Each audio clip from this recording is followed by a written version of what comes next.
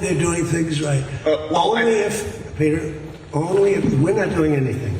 We're not putting up money. Only if they're doing things right. If they're doing things right, if people want to invest, they can invest. But they have this $300 million fund. It's only $300 billion fund. It's only if they're doing things right. Remember this also. When you talk about billions of dollars, they've had much more than $1 trillion worth of damage done. They got a long way. There'll be 15 to 20 years to rebuild what they have right now. So they have to behave themselves. If they're not behaving, they get hit again. You know, they'll be hit again because we can do it very easily. It's going to take a long way for them to build back their anti-aircraft stuff. It's going to take, and you know, the other thing I want to thank China, President Xi. I was with him, and he stayed neutral, totally neutral, and I appreciate it. And I want to thank Vladimir Putin. He was very neutral. They could have made it much more difficult for us. And I want to say it. You know, somebody would say, "Oh, that's terrible. He's thanking President Xi of China." Well, let me tell you, I had a long talk with him.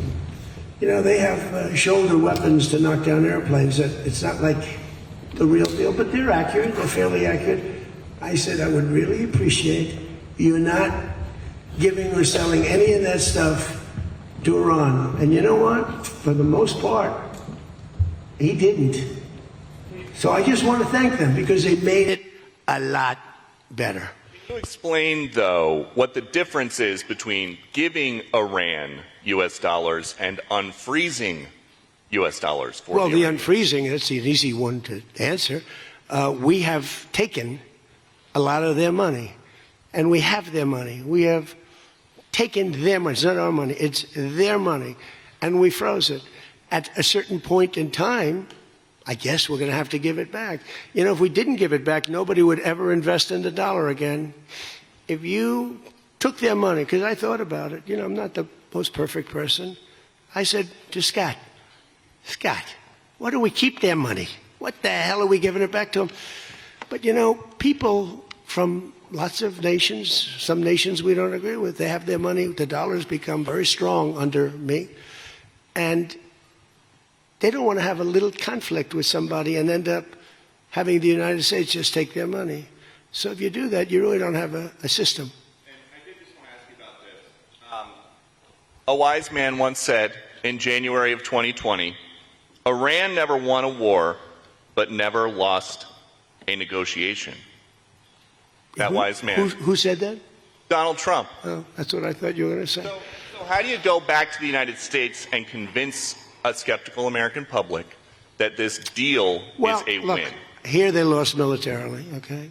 It's very tough because I know that no matter what, if I would go, by the way, if I'd go another 3 or 4 weeks, those same people that are critical would say, he went too long, he should have done, you know, no matter what.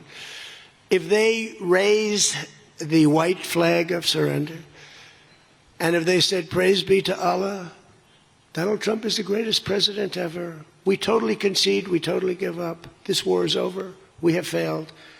The New York Times and CNN and a couple of others, they're not all that dishonest, they'd say, Iran had a great victory, okay? They practically do that. You know, it's amazing. When we knocked out their last ship, they had 159 ships. When we knocked out the last ship, the Times refused to do a story on it. They said, why wouldn't you? They don't have a Navy, and you don't want to do a story on it. They don't have an Air Force, you don't want to do a story. We need a fair press. And that's why they're all doing so badly, because they lost credibility. When I win in a landslide, and I had 93% bad press, they take good stories about me and make them bad. But the only reason that happened is because they have so little, the media has so little credibility that the people voted for me. 93% of the stories on network, ABC is horrible. I think ABC is the worst. NBC is terrible. And CBS is terrible. CNN, obviously. And I never get good stories, no matter what I do. I could do the greatest thing. I won't get good stories on this. I'll get it from fair media. I'll get it from all over the world. They're writing good. But no matter what I do, I'm going to get bad press. I know that. Now, if I did the opposite, if I went out and continued to bomb them for another 4, just bomb the hell out of them, I'd get bad press on that. No, there's nothing I can do. But what this does is it allows the ships to go.